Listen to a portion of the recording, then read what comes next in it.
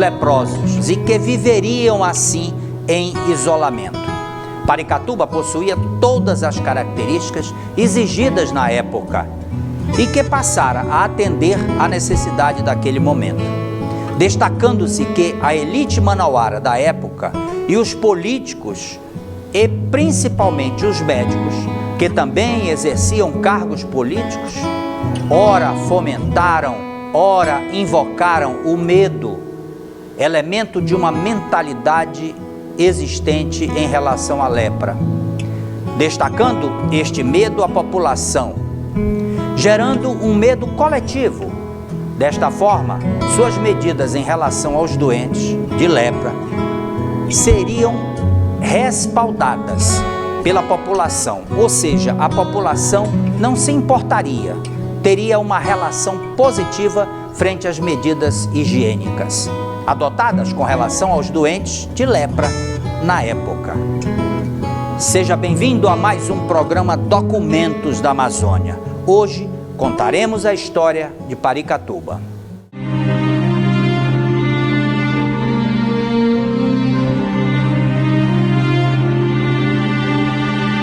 A construção em si de Paricatuba começou em meados de 1890.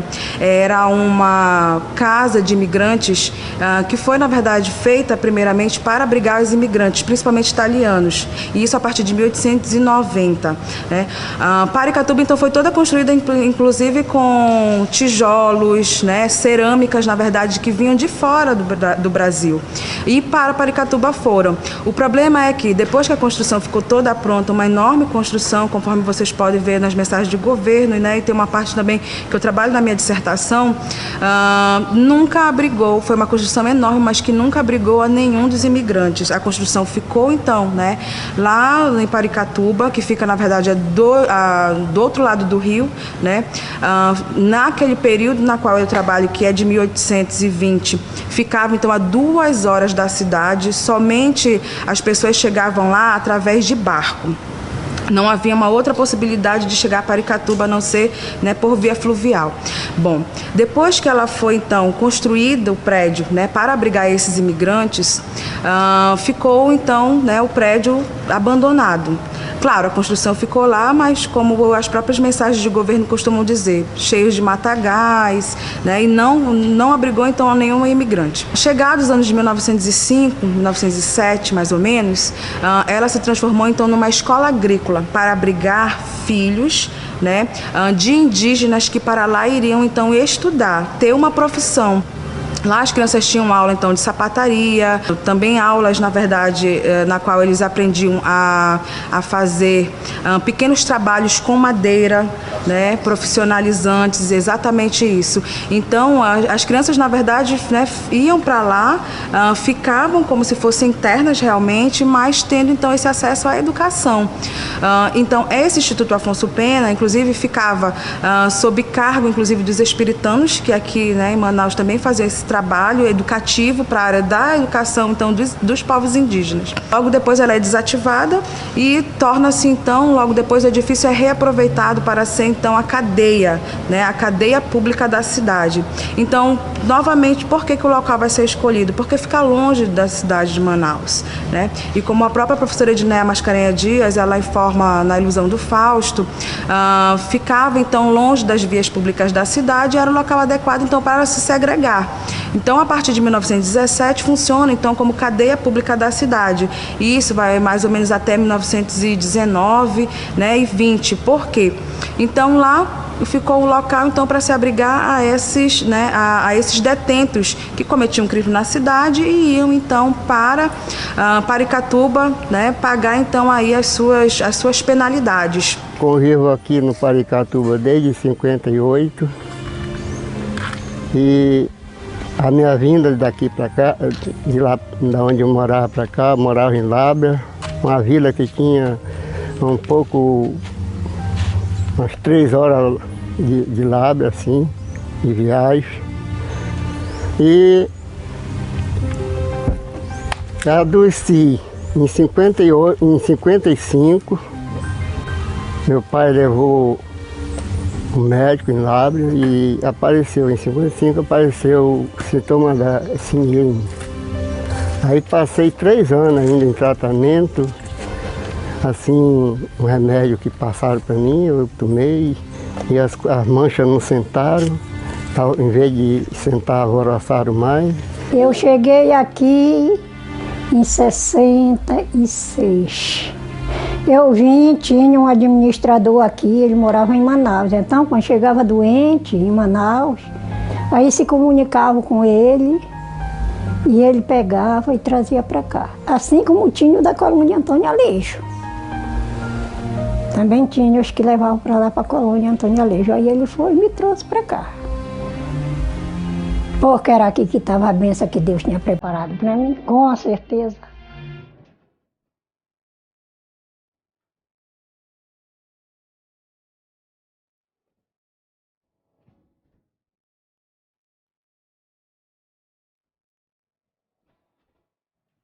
O novo site da Bemol tá mais rápido e fácil de usar. Você compra com todo o conforto e total segurança. Parcele no cartão Bemol sem entrada e sem juros. E ganhe pontos dobrados de bônus Bemol. Acesse bemol.com.br e boas compras. Bemol, escolha com confiança.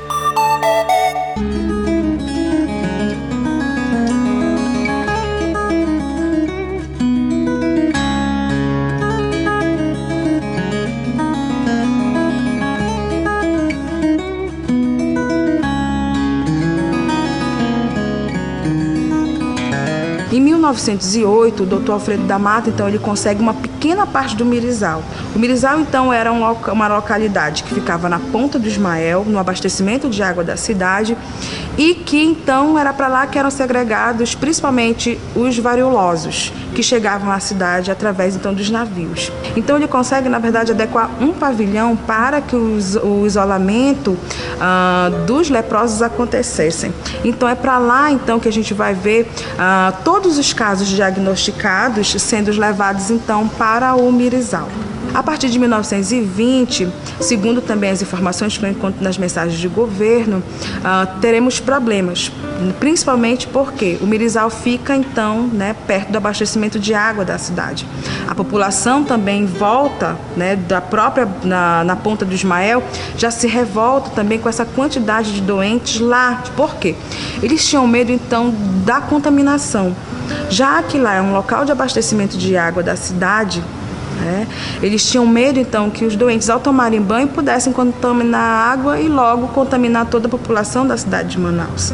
Então, o que eles encontraram? Uma forma, então, de colocar a linha do tiro. Então, a linha do tiro era como se fosse um novo isolamento para os rancenianos deste período. Mas a própria população também do bairro da Cachoeirinha começa a se preocupar. E aí o próprio governo do estado, ele tenta, na verdade, então, procurar realmente uma localidade para abrigar, então, esses doentes. Chegando, então, à cidade de Manaus, nós vamos ver uma preocupação, do professor Samuel Shoa em encontrar uma localidade, que pudesse, então, agregar e, ao mesmo tempo, também segregar aos doentes de lepra da cidade de Manaus. Novamente, levando em conta que Manaus, na verdade, passava pelo Fausto da Borracha e que, das vias públicas da cidade, como informa a professora Edneia Mascarenhas Dias, nós temos que tirar, então, pedintes, prostitutas, vadios e, claro, os doentes das vias públicas da cidade de Manaus. Então, Paricatuba, na verdade, já era um local adequado, porque já tinha, de certa forma, o pavilhão que já fora construído desde 1890. Já tinha sido, então, escola agrícola, casa de detenção, e era uma localidade que, novamente, estava desabitada, com um local estratégico para segregar, então, as pessoas. Então, na verdade, nós vamos ter o primeiro leprosário modelo da cidade de Manaus, não como muitas pessoas acreditam que foi o Antônio Aleixo, mas sim Paricatuba, do outro lado da cidade. E aí surgiu que o prefeito de Lábrea reuniu os ancianos que tinha já lá, numa vila separada, isolada, lá atrás da vila de Lábrea. Naquele tempo Lábrea era pequenozinho. Aí não tinha condições de sustentar, a gente até fome a gente passou. Passei 9 meses morando lá na casa de uma senhora. Aí quando foi um dia eu passei, a gente ia até pedir para comer. Eu e outro garoto. E aí, quando nós passamos numa ponte que formava para ir para o mercado, em lá, tinha um batelão grande encostado e disse, isso aqui é para levar os doentes para Manaus. Aí quando foi, isso já foi umas 10 horas do dia, quando foi 1h da tarde, a polícia chegou lá pegando, que pega na mar, de surpresa. Aí botaram nós no barco, aí entregaram na responsabilidade, o prefeito entregou na responsabilidade do cara que vinha baixando para Manaus, com a varenga de madeira para roça, e nós viemos até para Manaus. Amanheceu do dia, amanhecemos em Manaus. No correr de uns dias, passamos 13 dias de baixada, o motor escolheu uma boa, nós ficamos na praia, na costa de uma praia, o rio cheio, até fomos nós passamos. Chegamos em Manaus, o médico desceu às 9 horas, fez exame. Nós éramos 22 pessoas, inclusive tinha 3 sadios, uma mulher com 2 crianças. O marido era doente, e lá mesmo já fizeram a separação. Aí enviou nós aqui para cá, para Paracatuba. Nós só sabíamos que tinha Aleixo, Colônia do Aleixo. Não sabia se tinha Paracatuba. Aí fizeram a escolha lá, perguntaram qual era melhor, se nós queríamos ir para cá ou para o Aleixo. Aí disseram que era Paracatuba, nós viemos para cá. Vim de uma família de 8 irmãos, 7 mulheres e só um homem. A separação do meu filho, eu cheguei aí em Manaus, um dia bem cedinho, foi um senhor lá que teve compaixão de mim quando apareceu a doença em mim, que aí o pessoal começaram a se afastar. Aí ele, pela misericórdia, ele foi e arranjou o transporte para mim vir para cá, com meu filho, né? Eu já vinha experiente que quando eu chegasse para cá, eu tirar meus filhos, eu colocar no orfanato, e eu vinha me internar, mas o que me disseram é, a senhora vai se tratar, vai ficar boa, aí a senhora vai voltar a requerer os seus filhos para o seu poder de novo. Mas não foi o que aconteceu. Aí disseram, e se aparecer a doença nele, assim como nós tiramos da senhora, nós levamos para a senhora onde a senhora estiver. E não foi o que aconteceu. Quando apareceu a doença, levaram ele lá para a colônia Antônio de Aleixo, onde eu morava para cá. Eu desci muito novinho, eu tinha 18 anos, eu trabalhava no Exército. Eu cheguei aqui em 77. Eu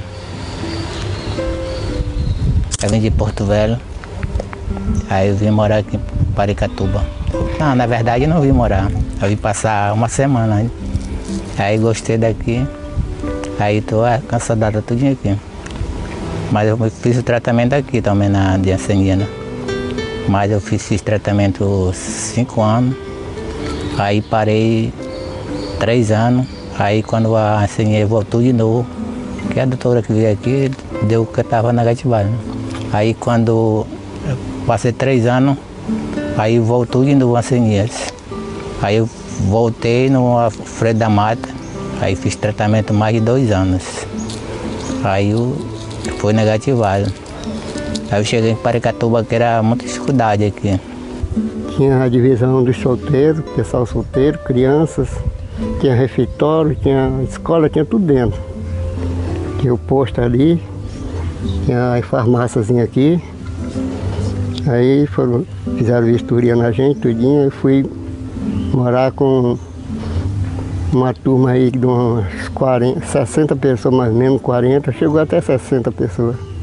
Criança de 14 anos para baixo, aí eu me provinei e fiquei aqui dentro desse prédio, me tratando. E quando eu fiquei maior, me tiraram, eu fiquei assim, minha irmã casou-se, que veio eu e minha irmã para cá. Aí eu fui morar na casa dela, depois aí as coisas já estavam ficando mais difíceis, o governo foi começando a diminuir as condições da gente aqui. Aí a gente tinha que se virar para trabalhar, aí saí para trabalhar, saía para trabalhar de licença, lá em Peleita. A possibilidade que o hospital oferecia, que sempre tinha o curativo, material, assim, quando a pessoa tem enfermidade, né?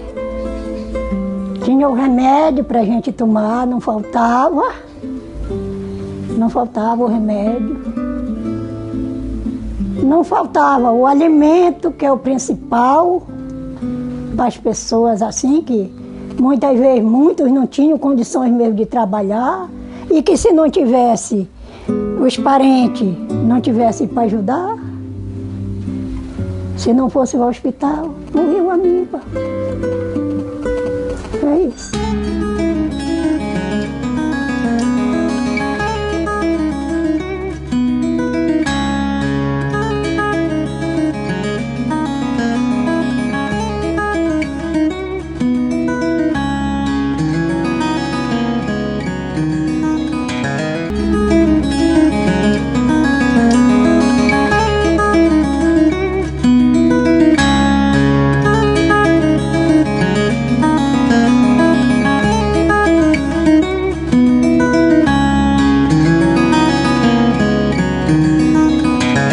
Na cidade nós temos então a criação das damas do leprosário. É importante, na verdade, falar sobre as damas protetoras do leprosário, porque eram senhoras da sociedade, né? Então, esposas de médicos, de políticos, do próprio governador do período, que faziam então nas quermesses, né, religiosas da cidade, uma arrecadação de fundos para fazer então festas em Paricatuba, né? Natal, Ano Novo, Dia das Crianças, né? E outras festas também religiosas, a Páscoa. Então, na verdade, essas senhorinhas, elas são importantes porque elas vão ajudar e muito a arrecadar dinheiro para, né, depois que a leprosaria era inaugurada, para se fazer algumas festividades naquela localidade, porque imaginem comigo, se você é isolado numa localidade, né, que fica a 2 horas da cidade de Manaus, sem saber da sua família, dos seus filhos, porque uma vez isolado você ficava, a palavra já diz tudo, isolado, né, segregado. Então, quer dizer, você não tem, né, uma notícia da sua família imediatamente. Isso leva tempo. As cartas chegavam para Paricatuba e eram dadas, né, aos próprios doentes, mas isso levava tempo, era uma vez por mês. Eu vim saber notícia do meu pessoal, minha família, com 6 anos. 6 anos recebi uma carta, não sei nem como chegou essa carta aqui, que não tenho mais lembrança. Chegou aqui para o meu diretor, que tomava conta do de menor. Aí chegou fazendo procuração, quem era o fulano. Aí foi quando eu soube notícia que minha mãe tinha morrido. Fazia 6 anos que minha mãe tinha morrido. Aí passei esse resto do tempo todinho sem contato com minha família. Aí meu pai veio para Manaus.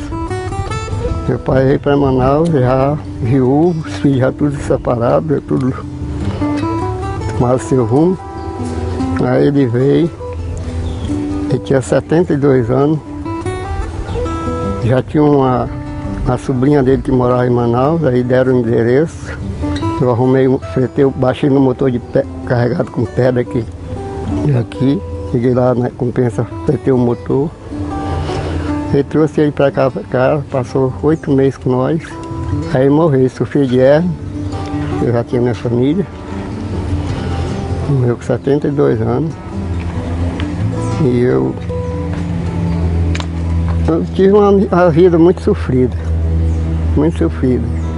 Quando eu ouvia meus pais dizer, meus avós, disse, meu filho, aprender a ler, a educação é muito boa, mas o melhor respeito, e você aprenda a respeitar qualquer um, que aonde você chegar, você é bem recebido. Até hoje, graças a Deus, eu dou graça, porque aonde eu chego, eu sou bem recebido. Achei pessoas que cuidou de mim aqui, talvez até melhor do que minhas próprias famílias. E convivi esse tempo todo, graças a Deus.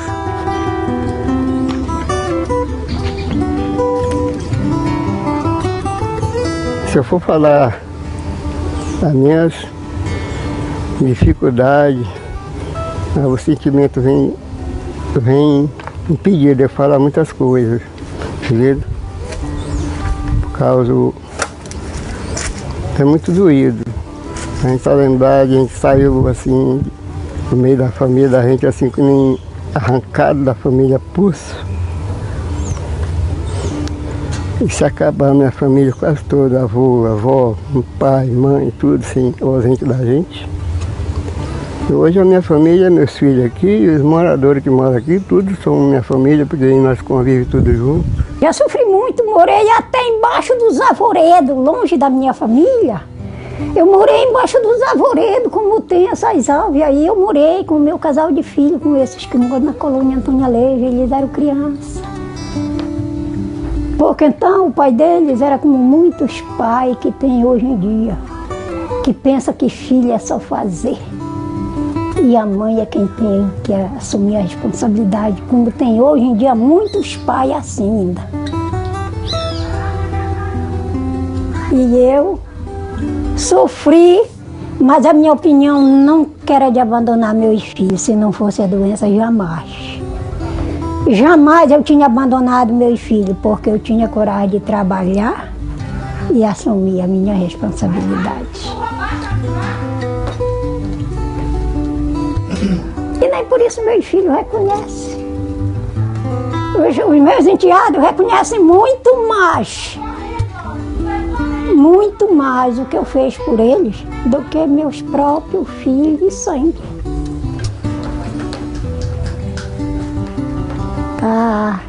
Com uma porção de tempo que a minha filha veio aqui. E o meu filho já está com mais de ano que ele não vem aqui. Eu fui lá uma vez, marquei para nós se encontrar e ele não.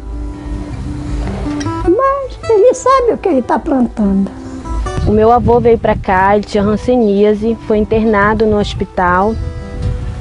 E como eles não podiam visitar e ter contato com eles faziam visita durante a noite ou enquanto os guardas não tinham como pegá-los para prender, né? Que eles prendiam as pessoas que não eram doentes para que não infectasse.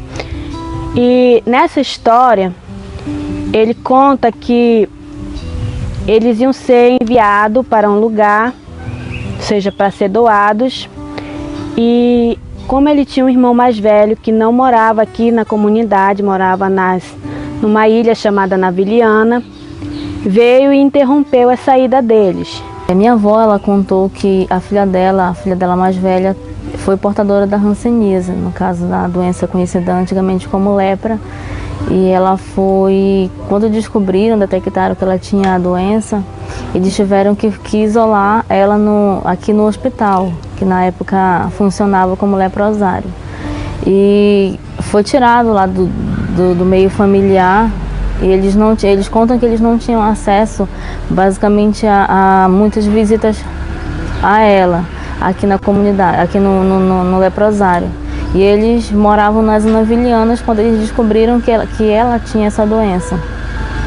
E depois que ela veio para cá, para a comunidade, para cá, para o casarão, né, para o leprosário, os meus avós vieram descendo o rio, porque eles não conseguiram ficar muito tempo longe dela, não conseguiram ficar sem saber notícias, e eles vinham aqui visitar. Muitas vezes eles não podiam ver ela pelo fato de eles não quererem realmente deixar eles visitarem, eles quase não tinham acesso às visitas aqui.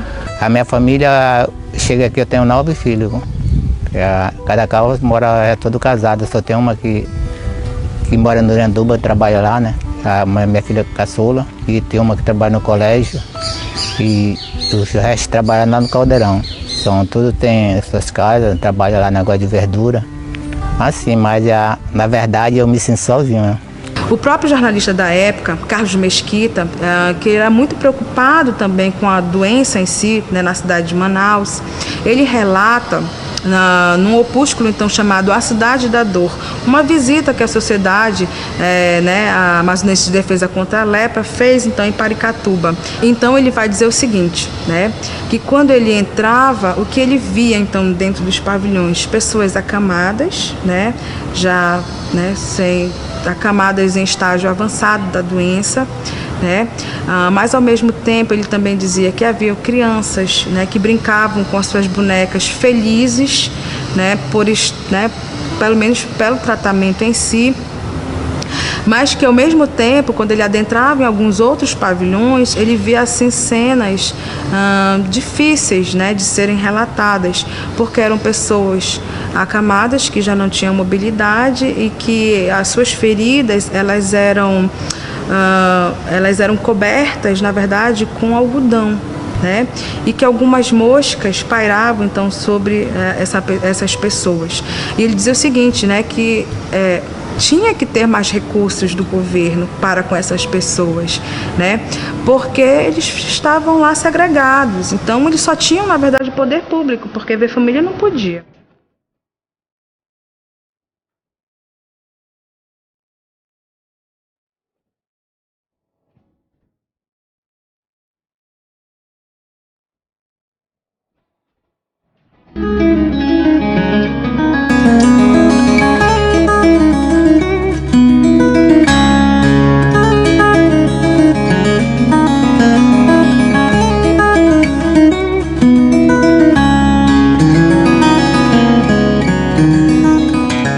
Cheguei já estava desativado. Aí funcionava aqui depois que chegou a Missão Pistoia, que era um pessoal que fundou o posto aqui, né? Tinha tempo que morava em Manaus, o Bernardino, e até morreu. Aí formou aqui esse posto aí que botou para frente. Aqui nessa escola funcionava a Escola Santa Terezinha, que tem até uma placa aí, né? Aqui funcionava aí. Depois, com muito tempo que funcionou esse colégio aí. Os alunos estudavam tudo aqui, né? Nessa escola. Aí foi como era da SEDUC, aí veio o do município, foi desativado aqui da SEDUC, né? Depois que desativou o hospital, passou a ser uma escola. Eu estudei aqui ainda quando era a escola, aqui na parte, né? E no ano de 1993 foi construída a Escola Cícero Monteiro e passamos a estudar lá. Hoje eu sou formada em História, licenciatura em História, e sou professora aqui em Paricatuba. Depois que houve a desativação do leprosário, muitas pessoas voltaram para cá, para a comunidade, se formou um povoado, e aí houve a necessidade de ter uma escola, porque havia muitas crianças que não tinham estudos, e houve a necessidade de construir, de se ter uma escola aqui. E como o leprosário ficou abandonado, ficou desativado, tinha uma missão antigamente chamada Missão Pistoia, que era liderada pelo padre Humberto Guidotti. E eles buscaram ajuda, buscaram recursos e conseguiram reformar apenas a parte da frente daqui do casarão para ser a escola da comunidade. A parte que ainda a gente pode dizer que está menos destruída, a parte que ainda mais ou menos ainda dá para a gente dizer que ela foi um pouco preservada devido a esse fato de terem construído a escola da comunidade aqui. A escola ela era conhecida como Escola Santa Terezinha. Eu fiz parte dessa escola ainda, porque eu nasci aqui na comunidade e eu cresci aqui, comecei a estudar aqui nesse casarão, que é conhecido até hoje, né, como casarão.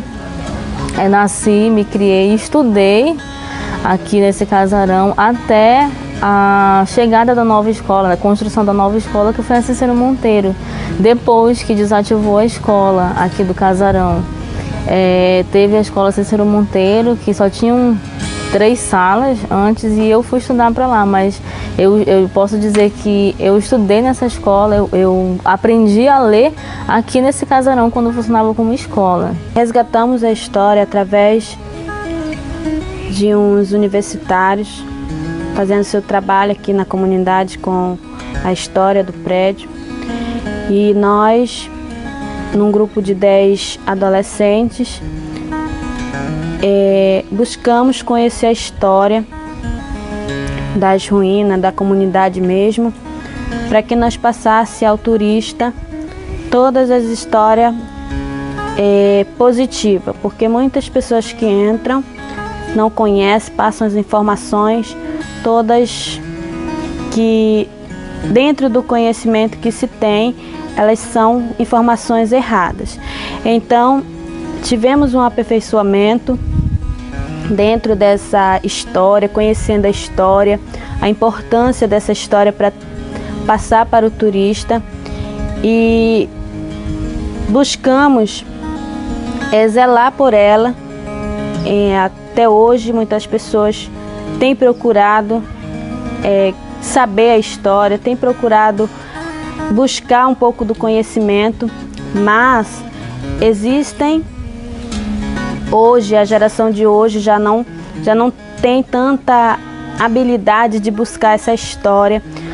Estamos com o programa Mais Educação e dentro desse Mais Educação tem sobre a cultura. Os alunos não se interessam de buscar o conhecimento, não tem não dão a total importância para esta história. Então, no que nós podemos concluir ou definir que é de muito valor dentro tanto da comunidade como para as pessoas que aqui viveram. Muitos olham para o casarão, para as ruínas como um nada. E na realidade não é isso que eu vejo, não é isso que eu tento passar para os meus alunos, não é isso que eu acho que realmente é. Tanto é que esses últimos tempos, esses últimos dias aqui na escola, com a entrada do Mais Educação, né, que foi um projeto do governo federal, que a nossa escola foi contemplada esse ano, os professores que estão, né, com essa parte da cultura, eles estão tentando mostrar que as belezas que nós temos na nossa comunidade referente à cultura, no caso que as arquitetônicas, né, que faz parte aqui das ruínas, o sítio arqueológico que nós temos na comunidade, que muitas pessoas desconhecem, os próprios comunitários desconhecem que tem sítio arqueológico aqui na comunidade, que tem o sítio histórico, porque também, se a gente for olhar, perguntar para muitas pessoas, muitos eles não vão saber o porquê, quais foram as fases que teve de história desse casarão, porque nem sempre ele foi um leprosário, ele já foi uma casa de detenção, ele já foi escola de artes e ofícios. Então as pessoas elas desconhecem esse fato, elas desconhecem essa história. E hoje eu tento mostrar, eu tento conversar com as pessoas, passando essas informações para que elas possam passar também para as futuras gerações que virão por aí. A comunidade é muito visitada pelo polo de turismo. Recarga, as agências de turista sempre estão presentes no Paricatuba, visitando, levantando história daqui, mas que não deixa recurso nenhum para a comunidade. E aqui a gente ficamos sem força para pelo menos desenvolver projetos que venham trazer benefícios para a comunidade. E assim por diante, esperamos e contamos com a ajuda e o desenvolvimento, talvez a divulgação desse vídeo que está sendo feito, que venha trazer algo melhor para a comunidade. Em relação aos turistas, nós sabemos que todos que visitam a comunidade de Paricatuba, que vêm com o objetivo de visitar o mais conhecido como prédio, o antigo leprosário, tem vindo com um pacote já incluído nas agências de turismo, tem pago para fazer esse transporte até aqui, e muitos deles sobem, chegam na comunidade, tiram foto e voltam pelo mesmo lugar sem deixar nada. Quando nós estávamos recepcionando eles aqui, a gente éramos discriminados até mesmo por quem trazia eles, porque eles achavam que nós estávamos aqui só para buscar o que eles estavam, no caso, estavam ganhando, principalmente os guias, mas a gente estávamos em busca de uma preservação do próprio patrimônio, buscando a melhoria para que pudesse atender até melhor, mas que eles também tivessem a consciência de ajudar a comunidade. Muitos ainda passam pelos comércios, mas muitos só fazem subir mesmo, como temos já a descida direto, só sobem e descem pelo mesmo lugar e não deixam nenhum recurso a não ser lixo, muitas das vezes até do que traz, que aqui muitos não consomem. Muitas pessoas vêm aqui, né, como os turistas, que vêm aqui na comunidade, eles vêm em busca da história, em busca de conhecer o porquê que essa estrutura existe, né? E só que eles não deixam, feito pelas agências turísticas, elas não deixam nada de renda para a comunidade. O que elas, muito desde que a gente consegue, a gente percebe, é lixos jogados pelas ruas, é lixos na beira do rio, porque eles vêm, né, os turistas, a maioria deles quando vêm pelas agências é via fluvial. E os nossos rios, eles ficam poluídos, né, na beira da praia.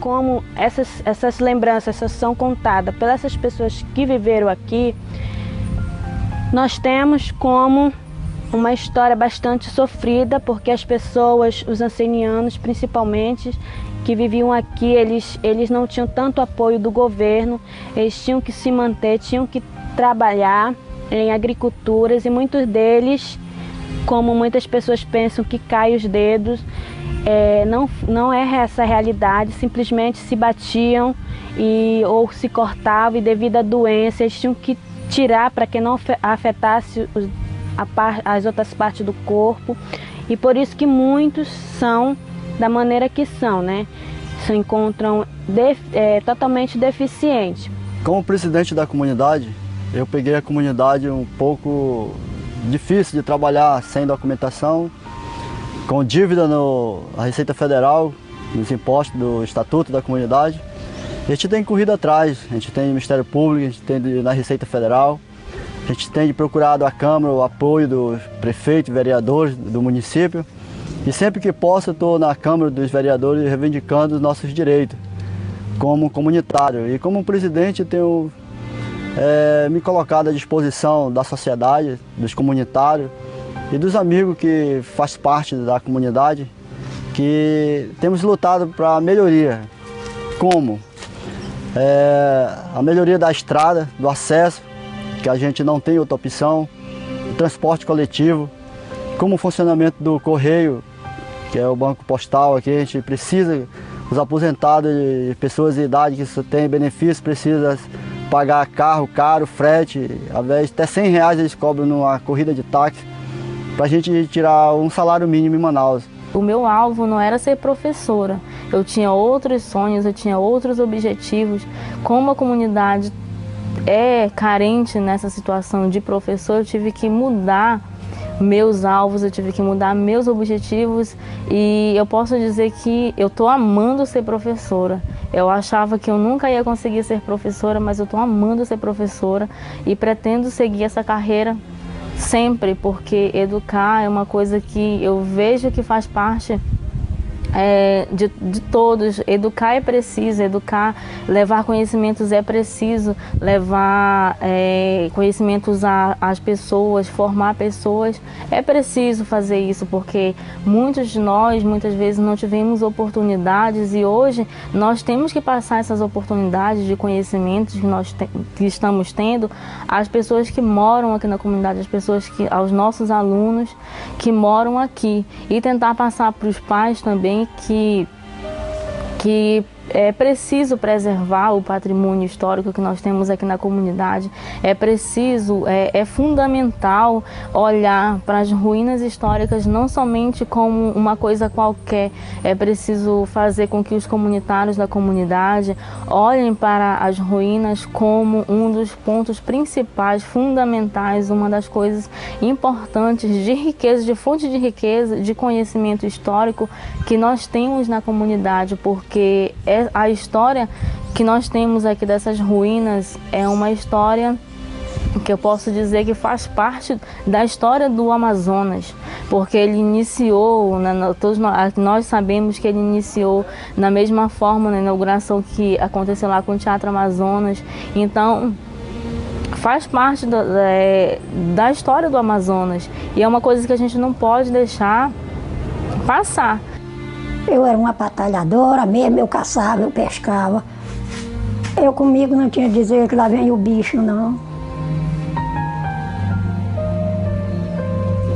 Porque a força, a coragem que Deus me dava, eu seguia em frente e sigo até hoje. Trabalhei em jangada, cortando pau para jangada, trabalhei quebrando pedra, trabalhei em agricultura.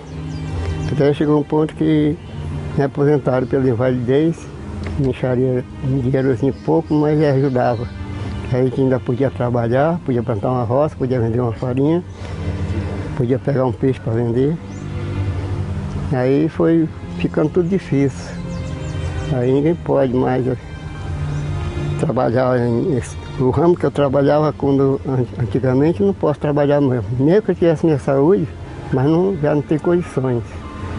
Então eu dou graças a Deus porque me aposentaram, deram uma pensãozinha.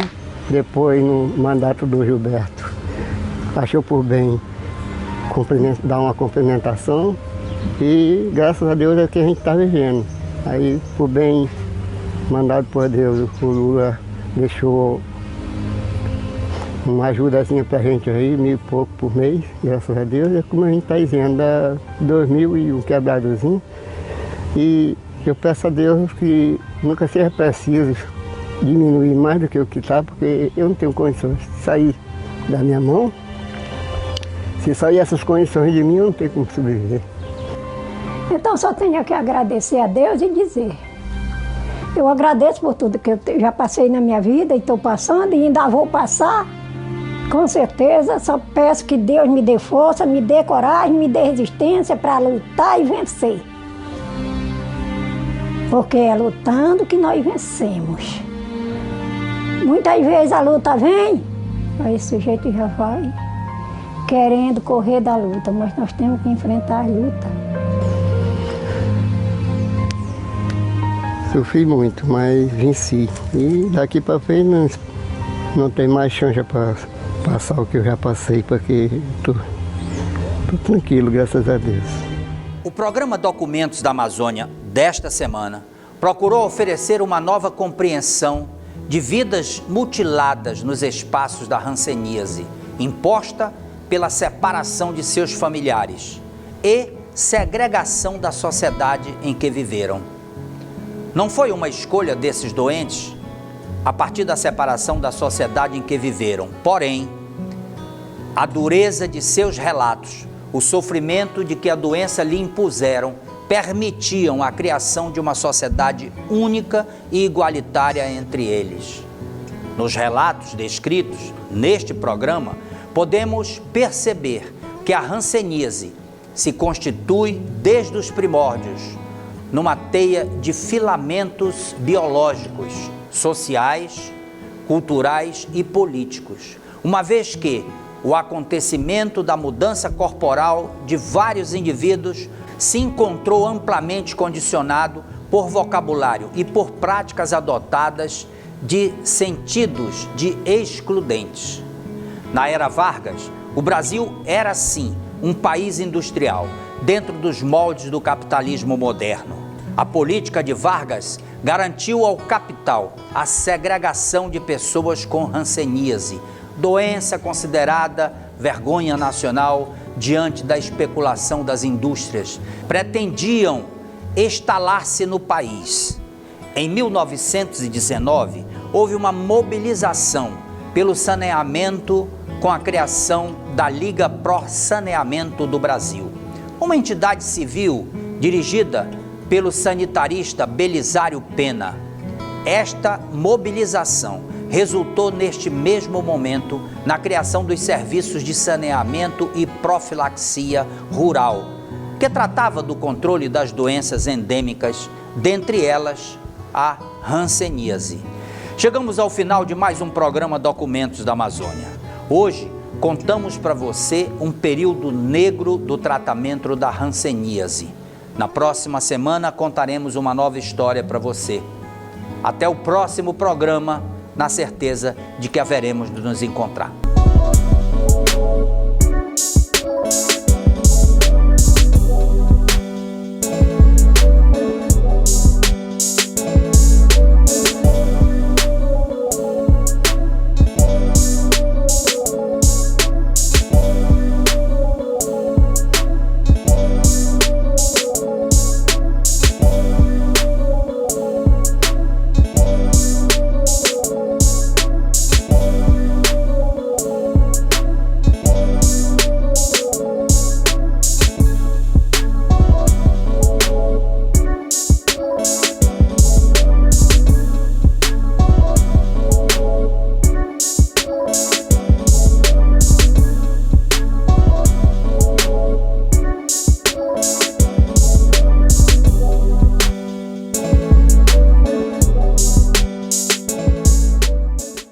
Colha com confiança.